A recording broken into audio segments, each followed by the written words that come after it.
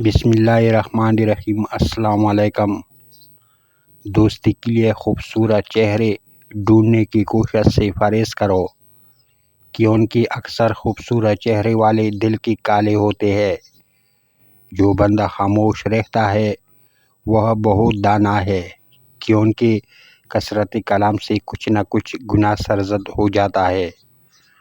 وہ لوگ بہتر ہے جو دنیا کو آخرت کے لیے ترک کر دیتے ہیں، لیکن جو دنیا اور آخرت دونوں کو لیتے ہیں وہ بہت بہتر ہے۔ توبہ کے بعد ایک گناہ بہتر ہے بنسبت 70 گناہوں کے جو توبہ سے پہلے ہو۔ جو شخص جہنم کی سائے سے بچنا اور خدا کے سائے میں آنا چاہتا ہے، اس کو چاہیے کہ سختی کی بجائے نرمی اختیار کرے۔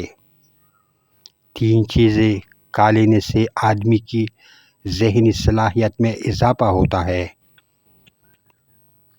نمبر 1، دودھ کے ساتھ بادام۔